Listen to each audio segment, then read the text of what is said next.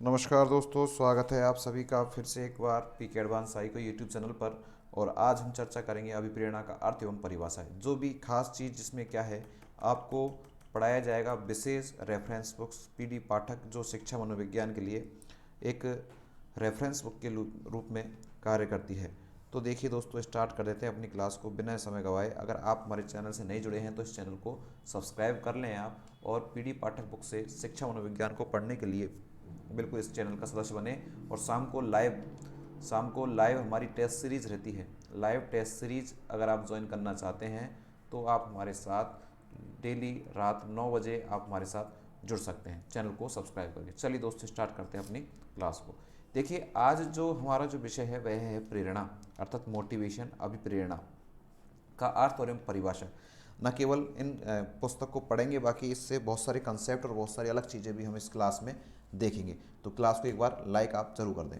देखिए, meaning and definitions of motivation, अर्थात motivation अर्थात प्रेरणा का अर्थ एवं परिभाषाओं की आज हम चर्चा करेंगे। देखिए, प्रेरणा के लिए स्किनर ने एक बात कही है कि जो मोटिवेशन है, अभी प्रेरणा है, वो सीखने का सर्वोत्तम राजमार्ग है। सीखने का क्या है?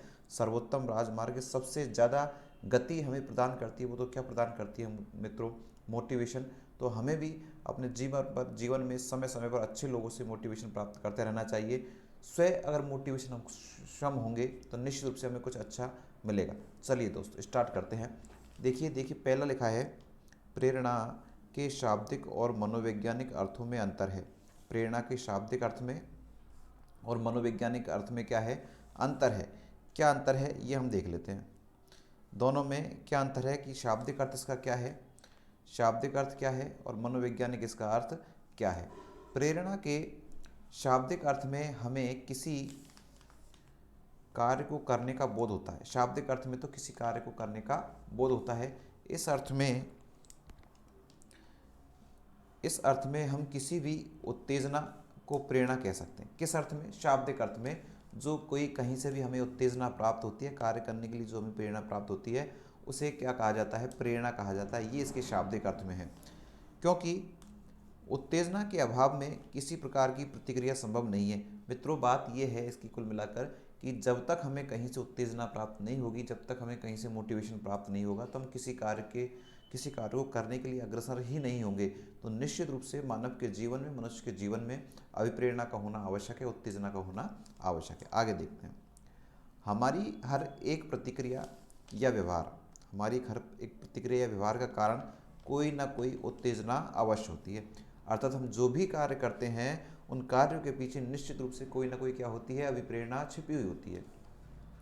यह उत्तेजना आंतरिक भी हो सकती है और बाह्य भी। अर्थात ये जो उत्तेजना है, यही क्या है? अभिप्रेरणा है। और ये जो अभिप्रेरणा है कैसी हो सकती है मित्रों? आंतरिक भी हो सकती है और कैसी हो सकती है? बाह्य। और आप सभी को पता है कि अभिप्रेरणा के दो ही पक्ष होते हैं, एक तो आंतरिक होता है या बाह्य होता है। थोड़ा सा शाब्दिक अर्थ नीचे बताया गया है कि अंग्रेजी के मोटिवेशन, कौन सा? अंग्रेजी का एक शब्द है, कौन सा? मोटिवेशन। शब्द की जो उत्पत्ति है वो ध्यान रखना कहाँ से हुई है? लैटिन भाषा के मोटम धातु से हुई है, जिसका अर्थ क्या है? मूव, मोटर अर्थात मोशन। ये इसका अर्थ है। कहाँ से हुई है मित्रों? लैटिन भाषा का एक शब्द है, कौन सा? मोटम। और जिसका अर्थ क्या होता है? मूव, मोटर, और मोशन इसका अर्थ होता है। मनोवैज्ञानिक अर्थ में प्रेरणा से हमारा अभिप्राय, अभी तक हमने जो भी देखा, इस यहाँ से यहाँ तक जो देखा था, ये इसका शाब्दिक अर्थ था, अभिप्रेरणा का शाब्दिक अर्थ था। अब इस पैराग्राफ में हम देखेंगे कि अभिप्रेरणा का मनोवैज्ञानिक अर्थ क्या है। तो मनोवैज्ञानिक अर्थ में प्रेरणा से हमारा तात्पर्य केवल आंतरिक उत्तेजना से होता है। अर्थात मनोवैज्ञानिक अर्थ में जब तक व्यक्ति स्वयं से अंदर उसके भाव जागृत नहीं हो किसी कार्य को करने के लिए, तब तक उसे अभिप्रेरणा माना ही नहीं गया है। क्या? कौन से अर्थ में दोस्तों? मनोवैज्ञानिक अर्थ में। अर्थात व्यक्ति स्वयं के अंदर से आवाज़ आनी चाहिए कि हाँ, मुझे इस कार्य को करना है, मुझे सफल होना है, तो ही निश्चित रूप से उसे क्या कहा गया है? अभिप्रेरणा कहा गया है। जिन पर हमारा व्यवहार आधारित तो होता है, अर्थात जो कार्य हम अपने मन की आवाज़ से सुनकर करते हैं, वही हमारा क्या कहलाता है? व्यवहार कहलाता है। इन अर्थ में बाह्य उत्तेजना को कोई महत्व नहीं दिया जाता है। इस अर्थ में बाह्य उत्तेजना को किसी प्रकार का कोई महत्व नहीं दिया जाता है, अर्थात इसे गौण कर दिया गया है। प्रमुख रूप से जो आंतरिक अभिप्रेरणा है वो ही प्रमुख होती है। दूसरे दूसरे शब्दों में प्रेरणा एक आंतरिक शक्ति है। कैसी शक्ति है? वही मित्रों आपसे पूछा जा सकता है, प्रेरणा कैसी शक्ति है?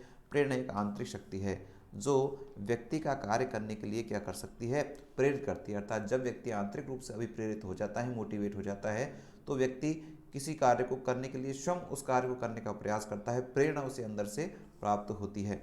यह एक अदृश्य शक्ति है। कैसी शक्ति है मित्रों? ये अदृश्य शक्ति है, अर्थात मोटिवेशन दिखाई नहीं देता है, स्वजागृत होता है। किसी दूसरे व्यक्ति को भी देखकर हम मोटिवेट हो सकते हैं, जिसको देखा नहीं जा सकता। इस पर आधारित व्यवहार को देखकर केवल इसका अनुमान लगाया जा सकता है कि अगर ये व्यक्ति इस तरह का कार्य कर रहा है तो इसने मोटिवेशन कहाँ से प्राप्त किया है। निश्चित रूप से व्यक्ति अच्छा कार्य कर रहा है तो निश्चित रूप से ये व्यक्ति अभिप्रेरित बालक है या अभिप्रेरित व्यक्ति है। ऐसा केवल हम क्या लगवा सकते हैं मित्रों? अनुमान लगा सकते हैं। क्रेच एवं क्रेचफील्ड ने क्या लिखा है भाई इसके लिए? प्रेरणा का प्रश्न क्यों का प्रश्न है। अर्थात प्रेरणा कौन सा प्रश्न है? क्यों का। अर्थात हमेशा कि ये कार्य क्यों हो रहा है, ये कार्य कैसे हो रहा है, इन सारे प्रश्नों का जवाब हमें कौन सी देती है? अभिप्रेरणा देती है। ये इसका महत्वपूर्ण एक कथन है क्रेच एवं क्रेचफील्ड का। जैसे यहाँ पर उदाहरण के माध्यम से बताया गया, हम खाना क्यों खाते हैं, हम खाना क्यों खाते, देखो क्यों आया है। प्रेम क्यों करते हैं, धन क्यों चाहते हैं, काम क्यों करते हैं। इस प्रकार के सभी प्रश्नों का संबंध किससे है मित्रों? प्रेरणा से। अर्थात जहाँ से क्यों से संबंधित कोई प्रश्न पूछा जाएगा उसका संबंध किससे होगा? अभिप्रेरणा से होगा। तो ये कथन काफ़ी बार एग्जाम में पूछा जा चुका है कि जो अभिप्रेरणा है उसका संबंध किससे है। तो निश्चित रूप से क्रेच एवं क्रेचफील्ड ने इसका संबंध किससे बताया है? क्यों से बताया है।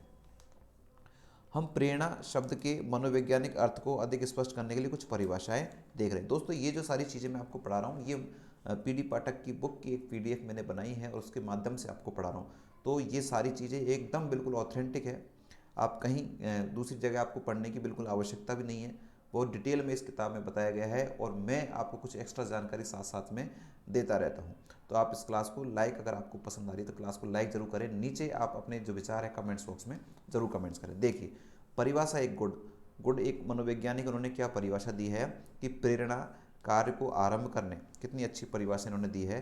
प्रेरणा कार्य को आरंभ करने, जारी रखने और नियमित करने की प्रक्रिया है। गुड महोदय ने क्या कहा है कि जब भी हम किसी कार्य को आरंभ करते हैं तो वो किसके माध्यम से करते हैं मित्रों?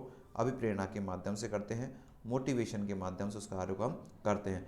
किसी कार्य को जो आरंभ कर दिया तो निश्चित रूप से हमें बीच में नहीं छोड़ना चाहिए, उसे जारी रखना चाहिए। और जारी हम कब रखेंगे? जब हमें समय समय पर क्या मिलता रहेगा? मोटिवेशन हमें मिलता रहेगा। और जब जारी रखा जाएगा तो वो कार्य कैसा हो जाएगा मित्रों? नियमित हो जाएगा। तो ये नियमित करने की प्रक्रिया है। ये बात किसने कही? ये परिभाषा बहुत महत्वपूर्ण इंपॉर्टेंट परिभाषा है मित्रों ये, कि गुड की परिभाषा में अभिप्रेरणा का क्या रोल है। तो प्रेरणा कार्य को आरंभ करने, जारी रखने और नियमित करने की प्रक्रिया है। नीचे जो दूसरा जो मनोवैज्ञानिक है वो है ब्लेयर, जोन्स एंड सिम्पसन। तीनों एक साथ ही आते हैं अधिकतर, ब्लेयर, जोन्स एंड सिम्पसन। इन्होंने क्या कहा है कि प्रेरणा एक प्रक्रिया है जिसमें सीखने वाले की आंतरिक शक्तियाँ, सीखने वाले की कौन सी शक्तियाँ? आंतरिक शक्तियाँ, आवश्यकताएं उसके वातावरण विभिन्न लक्ष्यों की ओर निर्देशित करती है। बहुत ही महत्वपूर्ण परिभाषा इन्होंने भी दी है।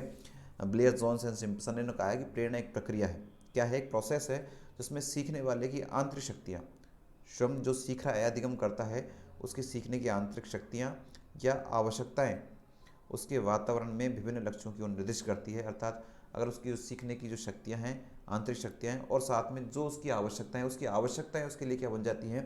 प्रेरणा बन जाती है, अभिप्रेरणा बन जाती है। और वो उसके जो लक्ष्य उसको प्राप्त करने में उसको निर्देशित समय समय पर करती रहती है। ये जो परिभाषा दी है किसने दी है दोस्तों? ब्लेयर, जोन्स एंड सिम्पसन ने। दोनों परिभाषाएं कितनी ही बार एग्जाम में पूछी जा सकती है। एक परिभाषा आप इसमें और याद रखोगे स्किनर की। स्किनर ने अभिप्रेरणा को सीखने का सर्वोत्तम राजमार्ग कहा है, हाईवे। किसका हाईवे? लर्निंग का हाईवे किसने कहा है? स्किनर ने कहा है। तो आपको परिभाषा तीनों याद रखनी है।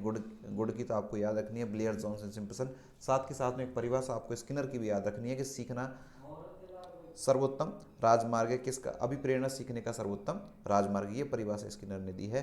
तो मित्रों आपको क्लास पसंद आ रही तो क्लास को लाइक करें। ये आज मैंने आपको थोड़ा सा किसका अर्थ बताया, अभिप्रेरणा का अर्थ, हम परिभाषाओं की चर्चा की। आप हमारे साथ चैनल से जुड़ सकते हैं। लाइव क्लास भी आप हमारी 9 बजे प्रश्नोत्तरी में जुड़ सकते हैं पीडी पाठक बुक से। जो महत्वपूर्ण प्रश्न है वो मैंने निकाल कर क्वेश्चन बनाने का प्रयास किया है। तो हमारे साथ जुड़ें, क्लास को लाइक करें और नीचे कमेंट्स बॉक्स में एक बार जरूर कमेंट्स करें कि आपको क्लास कैसी लगी। साथ के साथ अगर आप हमारे टेलीग्राम ग्रुप से नहीं जुड़े हैं तो टेलीग्राम ग्रुप से भी आप हमारे जुड़ लें, जिसका नाम है पीके एडवांस साई, को आप टेलीग्राम पर सर्च कर सकते हैं। चलिए दोस्तों, क्लास को देखने के लिए आप सभी का धन्यवाद। Thank you, bye bye.